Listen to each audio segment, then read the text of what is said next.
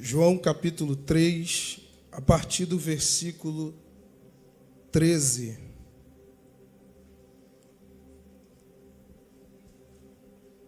Vamos lá. Ora, ninguém subiu ao céu, senão o que desceu do céu, o Filho do homem que está no céu.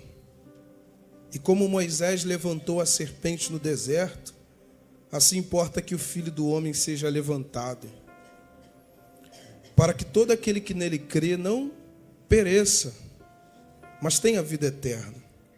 Porque Deus amou o mundo de tal maneira que deu o seu Filho unigênito, para que todo aquele que nele crê não pereça, mas tenha a vida eterna. Porque Deus enviou o seu Filho ao mundo, não para que condenasse o mundo, mas para que o mundo fosse salvo por ele. Quem crê nele não é condenado, mas quem não crê já está condenado, porquanto não crê no nome do unigênito Filho de Deus. E a condenação é esta, que a luz veio ao mundo, e os homens amaram mais as trevas do que a luz, porque as suas obras eram más. Porque todo aquele que faz o mal aborrece a luz, e não vem para a luz para que as suas obras não sejam reprovadas. Mas quem pratica a verdade vem para a luz, a fim de que suas obras sejam manifestas, porque são feitas em Deus. Dá um salto aí para o verso 35. Verso 35. O Pai ama o Filho, e todas as coisas entregou nas suas mãos. Vamos repetir o verso 35? O Pai ama o Filho, e todas as coisas entregou nas suas mãos. Verso 36. Aquele que crê no Filho tem a vida eterna, mas aquele que não crê no Filho não verá a vida, mas a ira de Deus sobre ele permanece. Fecha os teus olhos. Pai, mais uma vez a tua palavra está sendo lida neste lugar. E como o Senhor sempre tem recebido, receba a glória mais uma vez e a honra. Que o Senhor possa falar aos nossos corações através da tua palavra. Que o teu Filho, Senhor, seja glorificado aqui mais uma vez. Que não haja espaço para Satanás colocar suas ervas daninhas, que venham impedir o crescimento da semente nesse lugar, ó Deus. Mas que o Senhor encontre boa terra neste lugar, para que a tua palavra cresça e desenvolva em cada um de nós, no nome do Senhor Jesus. Amém. E graças a Deus. Irmãos, aqui é um texto bastante conhecido, todos conhecem a passagem. Se fosse reconhecer como matemática para essa mensagem aqui, seria a maior prova de amor. Você vai entender o porquê dessa temática, a maior prova de amor.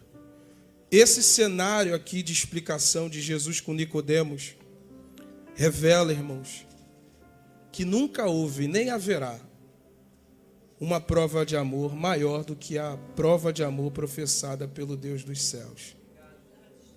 Você não vai encontrar isso, irmãos. E aqui, Jesus na conversa com Nicodemos, que Nicodemos vai de noite para poder querer saber o porquê dos sinais acontecendo através de Jesus Cristo. Ele até chega para ele, se você for acompanhar desde o começo, ele fala, olha, como é que o Senhor faz essas coisas? Porque ninguém poderia fazer essas coisas se Deus não fosse com ele. Porque Jesus veio em demonstração de sinais, prodígios, maravilhas, milagres. Por onde Jesus passava, milagres aconteciam.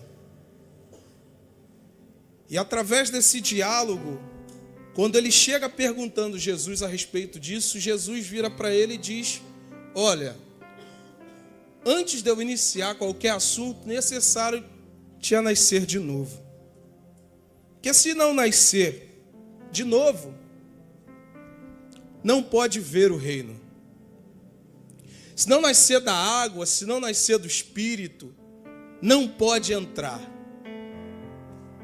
Jesus já inicia falando a respeito de um reino, que é o reino que se inaugurou na vinda dele, a partir dele, que é a era messiânica, o reino messiânico. Jesus veio trazer o reino para a terra. Tanto é que João, ele testificou e preparou o caminho. E a primeira coisa que ele diz é: arrependam-se, porque é chegado o reino. E Jesus depois veio dando continuidade a esse ministério, ou mistério da salvação. E Jesus começa a revelar isso para Nicodemos, dizendo a respeito do que era necessário, primeiramente, para acessar esse reino que veio do céu para a terra, sem ninguém merecer, sem ninguém fazer por onde, porque o apóstolo Paulo vai deixar isso claro: ninguém fez por onde merecer, todos se extraviaram, todos carecem de Jesus. Então ele trouxe esse reino e ele diz: se não nascer de novo, não entra. Ou seja, ele está falando da regeneração. É necessário nascer de novo para compreender esse reino, para ver e para entrar. Se Jesus está falando que é para ver, ele está dizendo que após o novo nascimento, alguma coisa é revelada, que estava oculta. Você consegue compreender isso, irmão? Ele diz que quem não nasce não vê. Se eu não nasci, eu não enxergo a era vindoura. Eu não enxergo o reino prometido, estabelecido em Cristo Jesus. Por que às vezes a gente fala de algumas características ou de coisas relacionadas à era futura que tem a ver com o reino de Deus, e muitas pessoas não compreendem, porque ainda não experimentaram o novo nascimento. Somente quando nós nascemos da água, nascemos do Espírito, os nossos olhos se abrem. Eu acredito, posso estar equivocado, mas eu acredito que é aqui que mora a fome do homem. Enquanto o ser humano não tem a revelação do reino, ou de uma nova vida, provando um novo nascimento, ele ainda não deseja. Porque como que você vai desejar aquilo que ainda não foi revelado a você? Às vezes a gente quer que as pessoas experimentem da atmosfera que a gente está experimentando, mas como? Se ainda não houve o nascimento da água e do Espírito. O que está acontecendo aqui? Eu não estou... E algumas pessoas confundem sentir com percepção de glória. Uma coisa é uma coisa, outra coisa é outra coisa. Deus não está limitado a isso. A gente pode pular, gritar, senti-lo, tudo, irmãos, mas tudo debaixo do racional, daquilo que o Espírito promove na igreja. Nós não podemos ter uma visão limitada, porque se fosse assim, alguém se levantaria dentre todos. Se a gente perguntasse aqui, pelo menos 2 ou 3 pessoas não sentiram nada, e elas são termômetros de Deus. Quer dizer que, eu vi até um pastor compartilhando isso, quer dizer que quando eu sinto, eu sei que a presença está aqui porque eu estou sentindo. Se eu não sentir nada, é porque Deus não está no lugar. Será que tem a ver comigo? Será que tem a ver com a igreja? Por que é sempre pregado aqui sobre o entendimento? Quando o entendimento se abre, está além do arrepio e do grito. É percepção espiritual, irmãos. Isso acontece, às vezes vai ter um monte de gente caindo no poder, mas vai ter aquele que não vai ter a percepção espiritual, porque ele não nasceu de novo. Não adianta a gente querer exigir uma coisa que ele ainda não provou. Jesus disse que quando nasce, ele vê.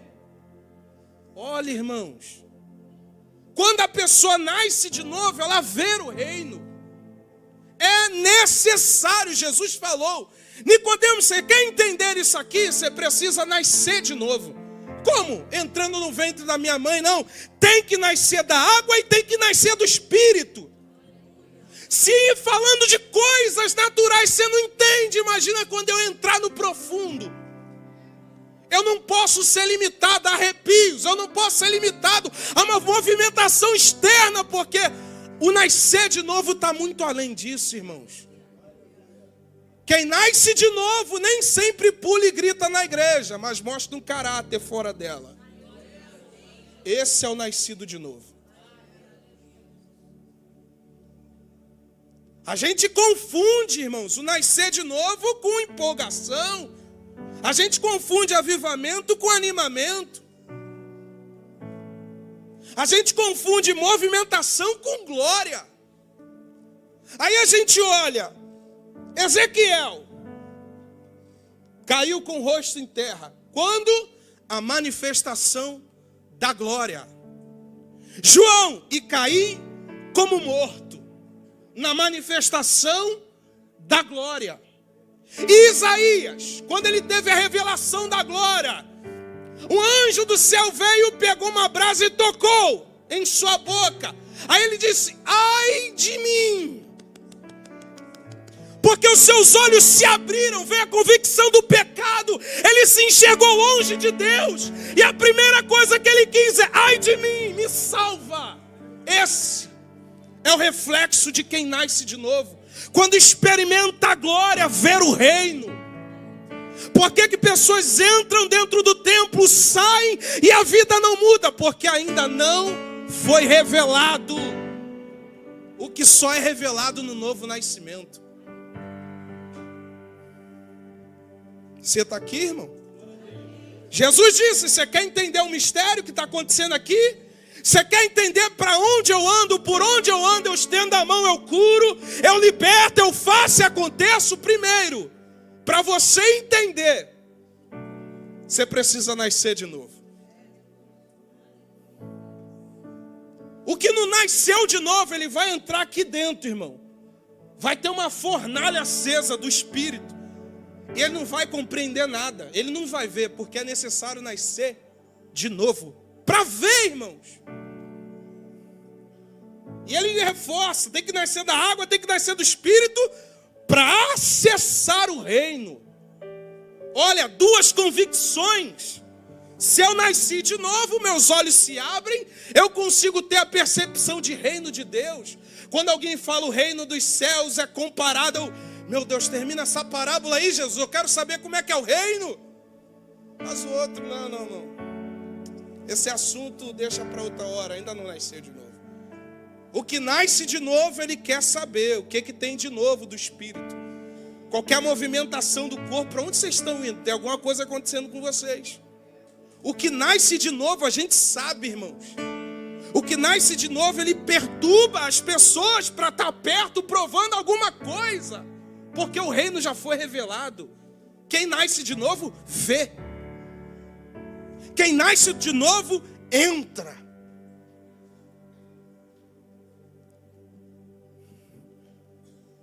Às vezes, irmãos, eu, comigo mesmo, eu olho e falo assim: Senhor, eu acho que eu preciso nascer de novo. Outra vez. Para ter uma percepção maior sobre o que é reino de Deus.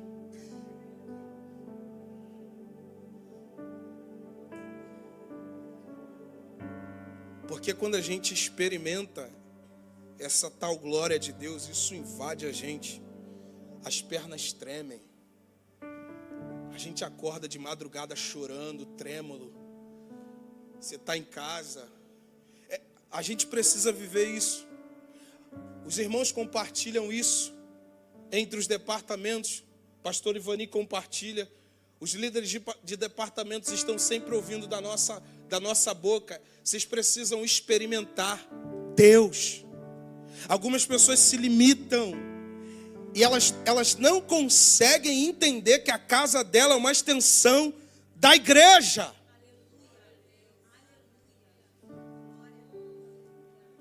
Se já foi aberto o reino, você nasceu de novo, você pode fazer muito mais do que você faz aqui. Mas eu não entendo, só tem fogo aqui na congregação.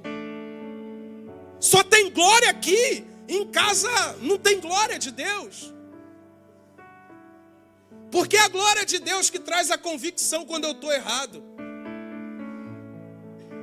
É a glória de Deus que denuncia o meu pecado. É a glória de Deus que abre o véu e mostra quem é o Miqueias, um homem nu que carece de Cristo.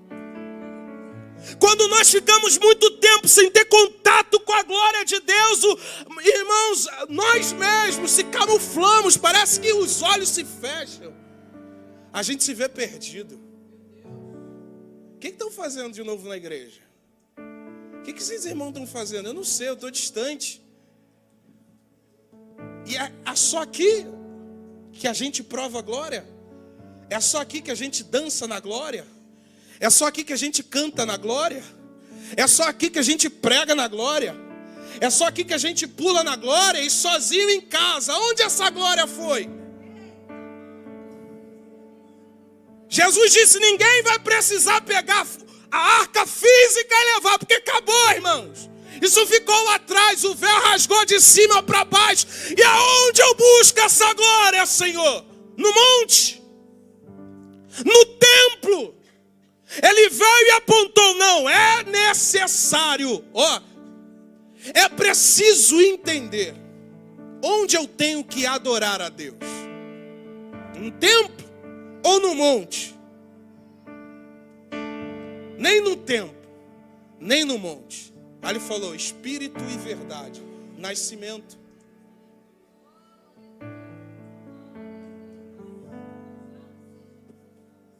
Adorar em espírito e em verdade.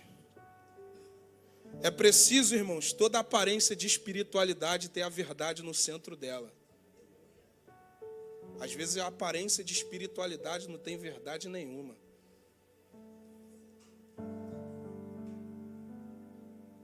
Deixa isso aí pegar você no teu espírito. Espírito e verdade.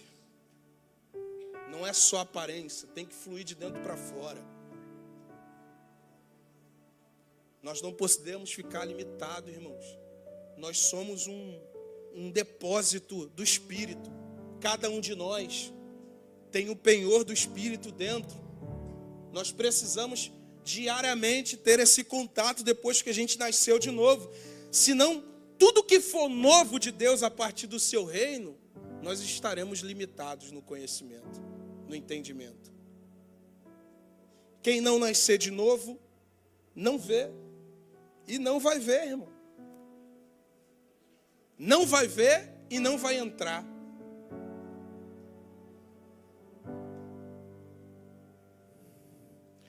Isso aqui é muito importante para nós. Se experimentarmos o novo nascimento, irmãos, você acha que a gente vai esperar a oficina de oração começar para a gente estar orando? É, isso mesmo. Será que a gente vai vir com um cronômetro contado? Eu vou chegar e eu vou sair esbaforido fazendo tudo. Será que isso é resultado de novo nascimento? Ou o novo nascimento nos invade de tal forma que a gente perde o formalismo e o técnico e entra no espiritual?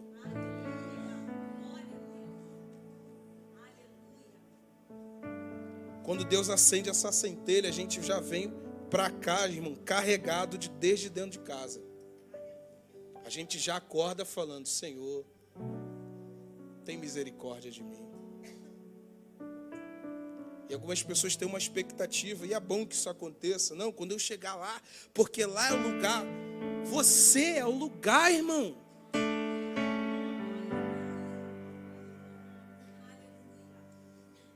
Está preso ao geográfico. Será que é só os pastores da igreja que tem que ter uma intimidade em casa? Será que Deus só cobra isso da gente? Será que é só a gente que vai orar? Será que só a gente tem que nascer de novo? Se bobear mais do que uma vez?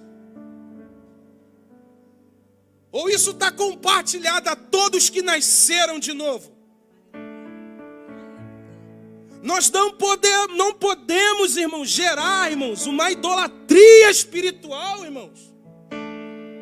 Nós não podemos endeusar uma coisa, nós não podemos espiritualizar coisas que não são espirituais e nem lidar com coisas que são espirituais como se fossem superficiais. Nós precisamos entender quem nos fez nascer de novo. Nasceu da onde? Que fonte? Água e espírito. Então uma fonte, qual foi o reflexo daquela mulher? Quando acendeu a centelha nela, que ele falou assim, ó, tinha que ser do espírito. O vento soprava. Ele explica para aquela mulher e de repente ela, veja o que as profetas, e Jesus começa a falar sobre a vida pessoal dela. Porque depois que ele entrou, irmãos, ao contato com a glória, quando ela acessou a glória ali na pessoa de Jesus Cristo, porque ele é o santo dos santos, Jesus é o santo dos santos, ele é a glória, ele é a manifestação, o reflexo da glória, a glória, ele é o contexto todo da glória de Deus. Quando ele tem um contato com ela, que ele começa a falar dos maridos que ela tinha, ele entra no profundo. Olha o contato. Veja o que és profeta. Daqui a pouco ela sai. E alguns estudiosos vão dizer que essa mulher saiu pregando um monte de coisa. Depois que ela experimentou o nascimento. Qual foi a reação dela? Aquele homem falou tudo sobre mim. Ela se olhou no espelho e viu o quanto ela estava longe. E viu um poço de água jorrando. E aí Jesus olha e fala assim, você não vai ficar limitada não. Porque de dentro de você, depois que você beber, vai jorrar. Então está aqui, ó, dentro de mim, jorrando para a vida eterna. Anseio, desejo, fome por Deus. Nunca se viu, irmão, um estado de calamidade como o nosso, de falta de fome, falta de sede por Deus. A gente vem só para o técnico, a gente vem só para tocar, a gente vem só para o glamour, e a gente não vem por causa da fonte. Está faltando fome em nós, irmãos. Está faltando sede em nós, em querer o dono da igreja, em querer o dono da obra.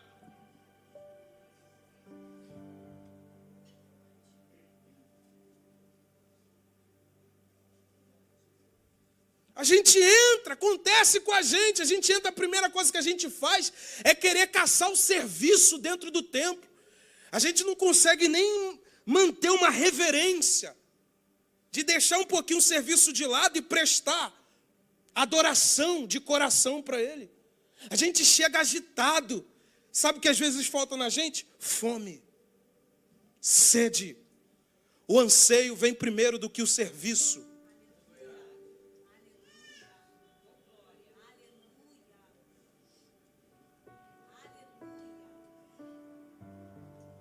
A fome vem primeiro, o anseio, a sede vem primeiro do que o serviço. Isso foi o que o Senhor repreendeu os sacerdotes em Malaquias capítulo 1. Se eu sou pai, onde está a minha glória? Se eu sou o Senhor, onde está o meu temor?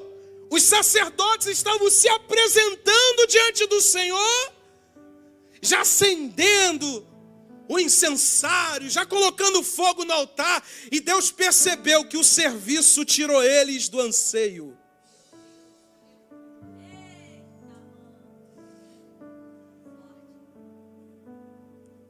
E às vezes a gente está assim. E Deus olha e fala, meu filho, você está muito agitado. Para um pouco. Teu amor já foi embora. Só tem serviço? Deus reclamou, puniu a igreja de Éfeso porque ela não tinha serviço? Porque ela não tinha obra? Você acha que a igreja de Éfeso foi punida porque ela não teve obra?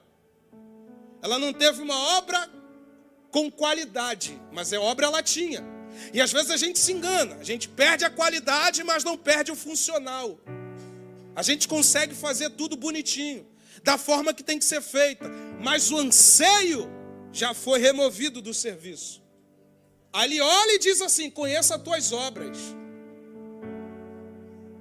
Quando não, brevemente virei, arrancarei do meio de ti o castiçal. O castiçal, sabe para que servia? Para brilhar no santuário. O castiçal iluminava os pães asmos da mesa, de dentro do santuário. Quando ele fala do castiçal, está falando da luz, do brilho. Vocês perderam o brilho, está fosco. Só serviço, só trabalho. Não é só funcionar a live, irmãos. Não é só ter um bom som. Irmãos, esse som aqui está ótimo, mas o dono da obra tem uma percepção muito além do que a minha. O dono da obra sabe diferenciar talento de sensação ou primazia. O dono da obra olha para a gente, sabe quando a gente está no técnico e abandonou o primeiro amor? É necessário nascer de novo. Olha para o teu irmão, tem que nascer de novo. Porque o nascer de novo é tornar a crescer novamente. Fazer o percurso de volta novamente. Se eu estou numa intensidade pregando na igreja, eu tenho que rever o meu conceito para saber se eu estou na mesma dinâmica de espírito. Se eu estou todo dia na obra servindo, eu tenho que saber se o meu amor continua o mesmo. Toda terça, toda quinta. Se você que quase não consegue estar aqui, já pode enfrentar um esfriamento, você imagina a gente que está aqui terça, quarta, quinta, quando não sábado, domingo, quando não às vezes também segunda.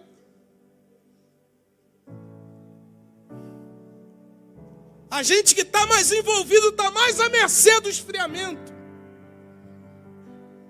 De vez em quando a gente malha a Marta, né?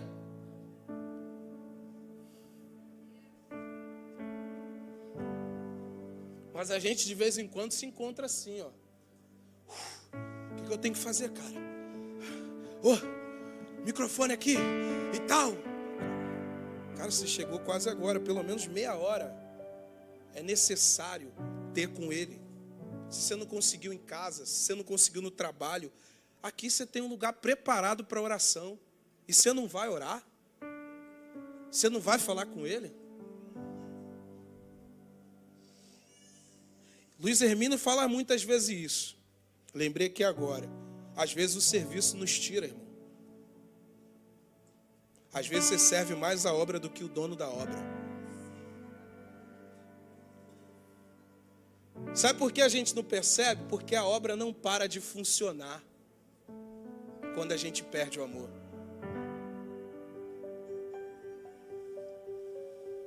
Fala para o teu irmão, você sabia que quando a gente faz a obra, nem sempre a gente está com o mesmo amor?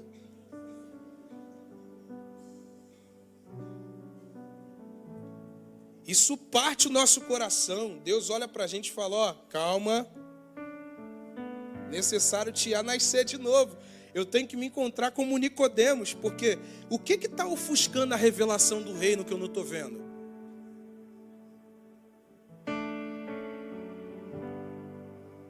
O que está ofuscando o brilho?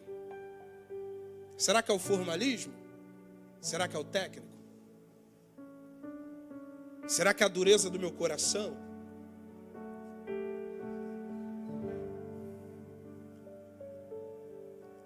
Nós temos que dar graças a Deus, irmãos. A Bíblia diz, exortai-vos uns aos outros.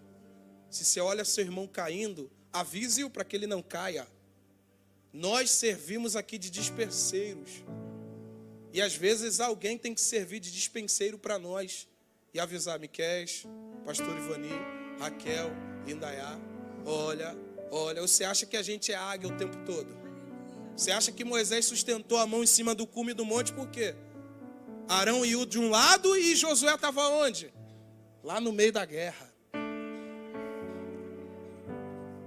Então nós precisamos alertar uns aos outros. Então, é necessário nascer de novo para o reino ser revelado e para entrar, para acessar o lugar. Jesus começa nesse entendimento com ele. Aí ele diz: ninguém subiu ao céu, senão o que desceu do céu, o Filho do homem que está no céu. E como Moisés levantou a serpente no deserto, assim importa que o Filho do homem seja levantado. Você lembra o que aconteceu? Lá em Números. Se você for parar para ver lá, em algum dos capítulos do Números, vai dizer que Deus feriu o povo com a mordida de uma serpente venenosa. Porque o povo começou a reclamar. Aí Deus lançou logo uma quantidade de serpente, começou o povo a ser mordido e aquela sensação de morte e tudo mais. Aí de repente foram até Moisés e Deus deu uma ideia. Levanta uma serpente. Mas não era para o povo idolatrar a serpente. Ali já estava sendo pré-anunciado o Filho de Deus. Porque o próprio texto aqui também faz referência, assim como a serpente foi levantada. Qual era o contexto da serpente sendo levantada? Quando eles olhassem para a serpente, eles seriam curados. E Cristo foi levantado na mesma perspectiva. Ele veio em semelhança à carne do pecado. Qual é o veneno da humanidade? Pecado. Cristo veio em semelhança à carne do pecado. Ele se fez pecado no meio de nós. Ele foi o ferido de Deus. Ele foi levantado e todos que olham para ele, quando crê nele, são livres, são curados. É esse o sentido. Importa que o Filho do homem seja levantado, para que todo aquele que crê nele não pereça ou morra ou seja destruído, mas tenha a vida eterna. E quem crê nesse Cristo, quem crê no Senhor Jesus, recebe a vida eterna. E no que consiste a vida eterna? Quando a gente lê a vida eterna, vem um monte de coisas na nossa cabeça, mas se a gente for andar pelas Escrituras, nós vamos ver a palavra vida eterna em contextos diferentes. Porque quando se fala de vida eterna, fala da vida após a morte, da glorificação, da glória de Deus. E uma das coisas que se tem é a união do crente com Cristo. Obrigado, amor. Quando Cristo fala que quem crê nele, quem crê no Filho do homem, está falando de si mesmo, mas Cristo veio dotado de humildade, que nem para se colocar na primeira pessoa ele se colocava. Só às vezes, quando era para o fariseu, ele dizia: eu sou. Eu sou. Mas diversas vezes Jesus nem vai se colocar. Mas ele vai dizer: ora, para todo aquele que nele crê, não pereça, mas tenha a vida eterna. Todo aquele que crê no Filho. E a vida eterna é a união do crente com Cristo. É uma união espiritual. É o que Paulo explicou em Romanos capítulo 6. Quem é plantado segundo a morte, também é plantado na ressurreição. E nisso acontece o novo nascimento. Vida eterna é a união do crente com Cristo. É a unidade do cristão com Jesus. Porque não há vida eterna se não for se unindo a Jesus. Não existe outro caminho. Não existe outra via. Jesus é o único. Jesus é o único que conduz a vida.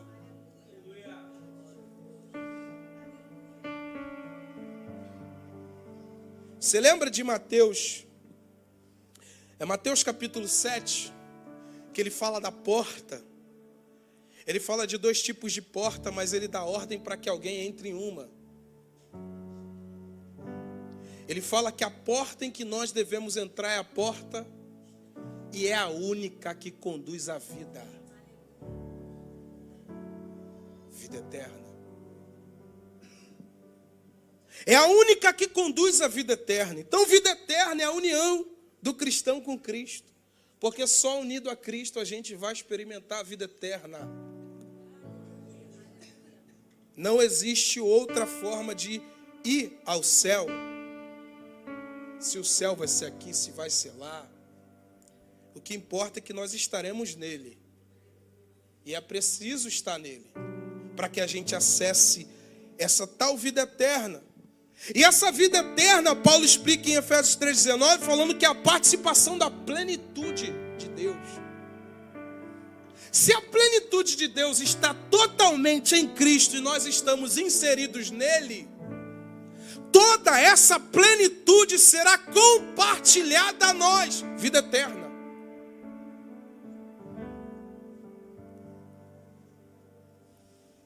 É nisso que consiste. Creu, recebeu a vida eterna, que é a vida após a morte. Se há vida eterna após a morte, há também condenação.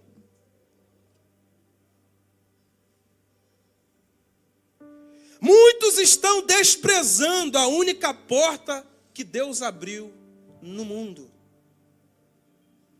achando que vai ter a segunda chance. Achando que vai dar tempo. Olha a parábola das virgens. Não deu tempo. A porta se fechou. Ela é estreita, mas dá para acessar. Porque é o único caminho que conduz à vida eterna, irmãos. É necessário a gente ter uma compreensão a mais com relação a Jesus Cristo. Quem é Jesus para nós? O que Jesus veio fazer na terra? E a gente vai ver isso também. E ele disse, para que todo aquele que nele crê não pereça, mas tenha vida eterna, porque Deus amou o mundo de tal maneira que deu seu Filho unigênito, para que todo aquele, ele reforça novamente, para que todo aquele que nele crê não pereça. Ele envolve amor. A porta se abriu, sendo estreita, mas em demonstração de amor. Sinta-se amado, por mais estreita que seja a porta. Por amor. Em primeira carta de João, capítulo 4, versículo 10, ele diz: assim nisto consiste o amor, não em que nós tenhamos amado, mas em que Ele nos amou e enviou o seu Filho como propiciação pelos nossos pecados. A figura de Cristo, ela é importante em nossa vida, porque Ele fez o que ninguém faria. Ele reconstruiu a ponte do relacionamento do homem com Deus que ninguém poderia reconstruir. Ele conseguiu unir todos os povos numa única unidade nele. Ninguém conseguiria fazer isso. Ele conseguiu chamar quem estava longe para perto, sem sequer essa pessoa ter olhado para ele.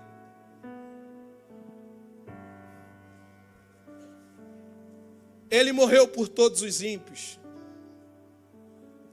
Você já parou para perceber que Jesus morreu por você e você nem tinha nascido ainda?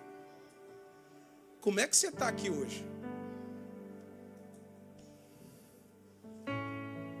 Quem plantou essa semente? Quem gerou essa salvação? É a única porta e por amor Ele fez isso. Lá em segunda carta aos Coríntios, capítulo 5, verso 21. Aquele que não conheceu o pecado, fez pecado por nós, para que nele fôssemos feitos justiça de Deus. Por que a figura de Jesus é importante no Evangelho? porque tudo se resume ao que ele fez. Nós precisamos amar Jesus, irmãos. E eu falo isso talvez sendo um hipócrita. Confesso. Eu preciso amar mais a Jesus. Nós precisamos amar mais Jesus. Nós deveríamos, no mínimo, acordar e lembrar de Jesus. Nós deveríamos, no mínimo, fazer isso aqui, ó. Jesus. No mínimo, entrar no primeiro ônibus, no primeiro Uber, ou no mototáxi, ou no Uber táxi, mototáxi, enfim. E lembrar, Jesus. Fui trabalhar, Jesus. Voltei do trabalho, Jesus. Cheguei em casa, vi minha família. Cristo me deu essa vida.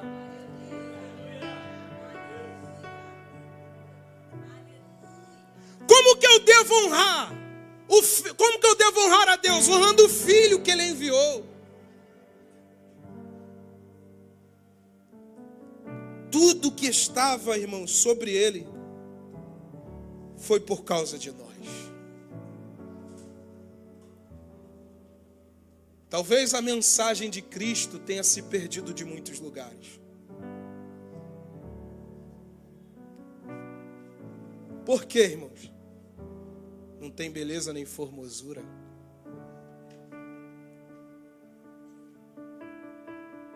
Às vezes a gente vê tantas coisas, menos a convicção de que Jesus fez tudo por nós.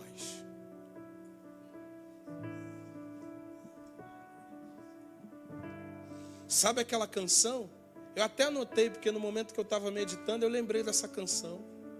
Ele levou sobre si as nossas dores. Quantos cantaram isso aqui, irmãos?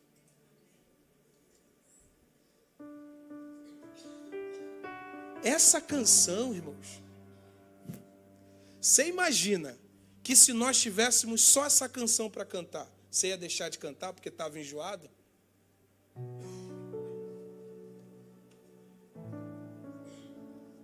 Porque é uma canção que lembra do Calvário, do norte ao sul.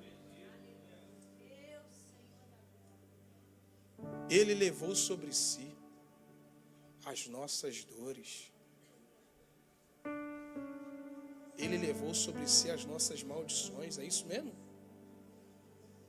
Príncipe da paz. Isso é melhor do que roda grande passando dentro da pequena, irmão.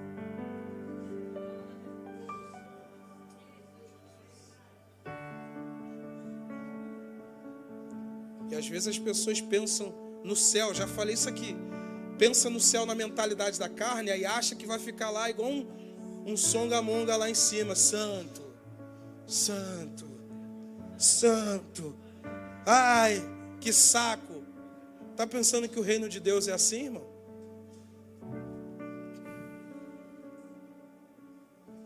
Quem prova a morte e volta, quer voltar de novo. Fala, Deus me mata. Já falei isso aqui, tem vários testemunhos aí. Pessoas que provam aquele arrebatamento de sentido até morrem, se não morreu. Quando volta desesperado. Para quê? Para voltar. Para aquela experiência. Irmão, nada se compara ao que a gente vai ver lá. Bota uma coisa na tua cabeça. Meu Deus do céu.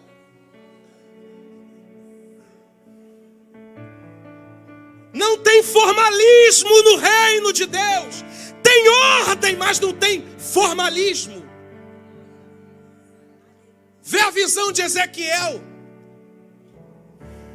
Ver os anjos rodavam em sintonia, cada um na mesma conexão, no mesmo desenvolvimento. Ordem. Ordem, organização, mas não tem desordem, não é formal, não é aguado. Nós que somos aguados para experimentar o sobrenatural. Às vezes Deus quer derramar uma porção, pastor Ivani, mas a gente está aguado demais. Porque quando Deus vem, a gente tem a mesma noção como Samuel teve de Saul. Achou que quando Deus ia levantar um outro, ele olha Eliabe e ele lembra de Saul, que Deus tinha que fazer a mesma coisa que ele fez antes. Não, Davi é diferente. Davi é segundo o meu coração. Era homem de Deus, era profeta, mas se equivocou. A gente está falando de vida eterna, irmãos.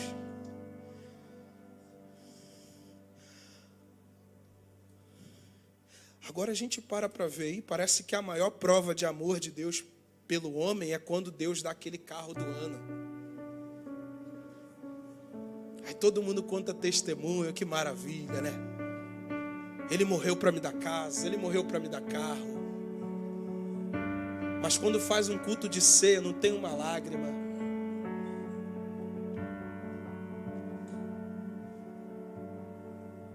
Porque só faz sentido quando alguém mostra a chavinha balançando. Eita, Deus está lá dentro. Ô meu Pai do céu, olha o talão de cheque.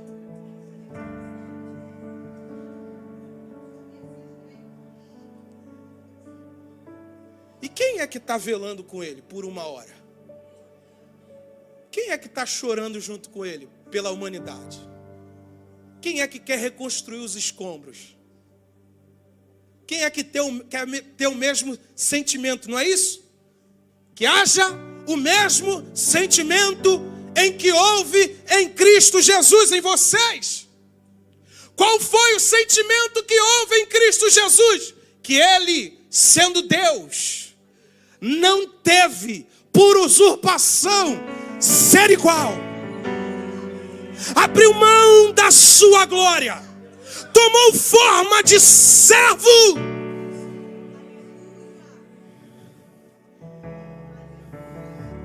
Pegou o cálice onde estavam todas as nossas imoralidades.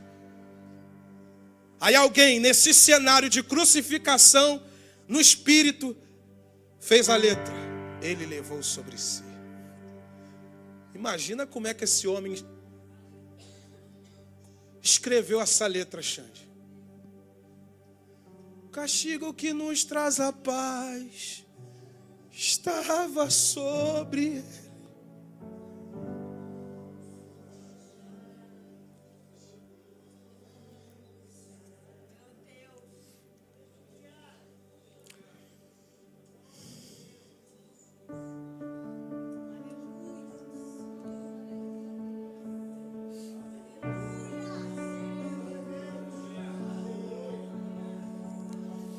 Só é glória quando a gente recebe alguma coisa da parte dele.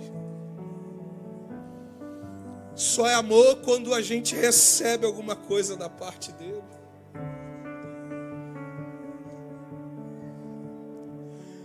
Cristo não bastava.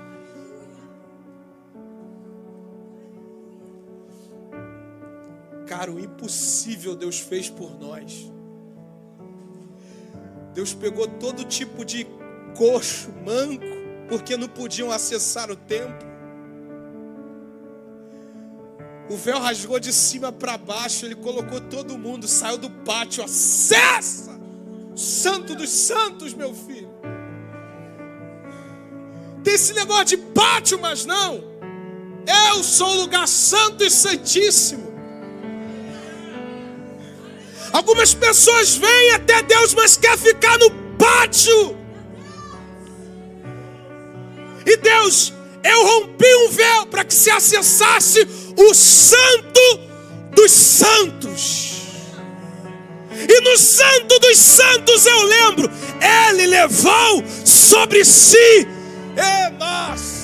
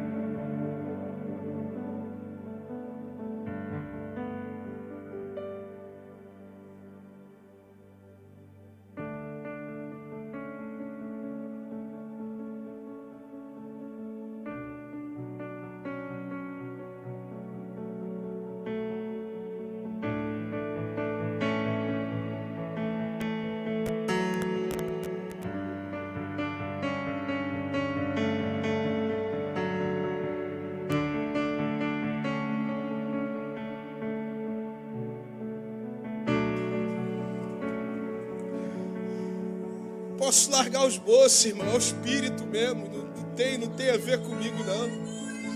Se eu fosse você, só adorem. Começa a falar com Deus aí, irmão.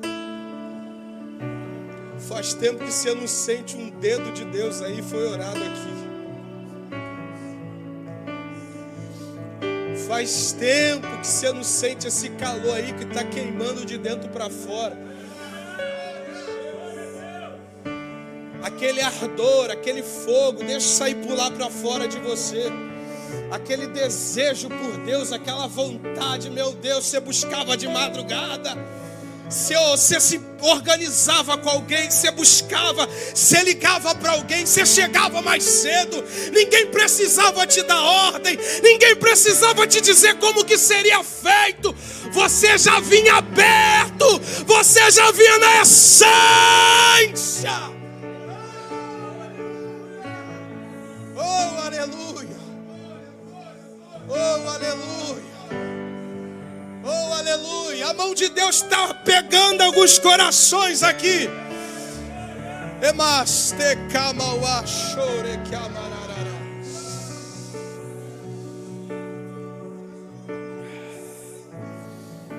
Oh, Jesus, bendito seja o teu nome, Senhor. Esse altar é teu, Senhor. Não nos deixe ser enganados, Senhor. Essa igreja é tua. Os obreiros são teus. Tuas são as ovelhas.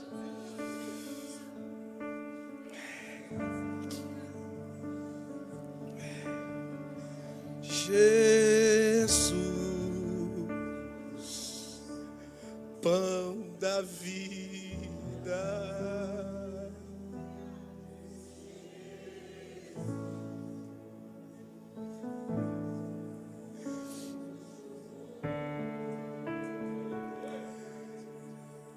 Príncipe, príncipe da paz, maravilhoso conselheiro,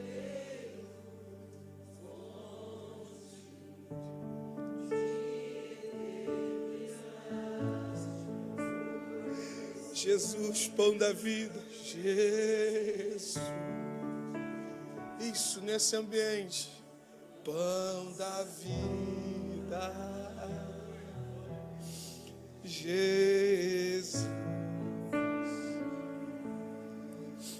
luz do mundo, príncipe, fecha os olhos, maravilhoso, fonte. Tem alguns irmãos doidos aí que querem se derramar aqui no púlpito? Pode vir, irmão. Está aberto para você se derramar aqui, vem.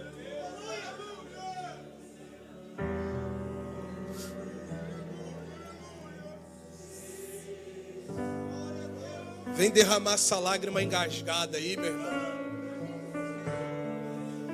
Você não está derramando lágrima por mim, não. Longe de mim tal coisa. Maravilhoso. E solta essas línguas aí, entranhadas. Tietê. Jesus. Jesus. Deus Emanuel. Deus Emanuel. Jesus. Santo dos santos, Santo, árvore da vida, árvore da vida, rio que brota, alegria profunda.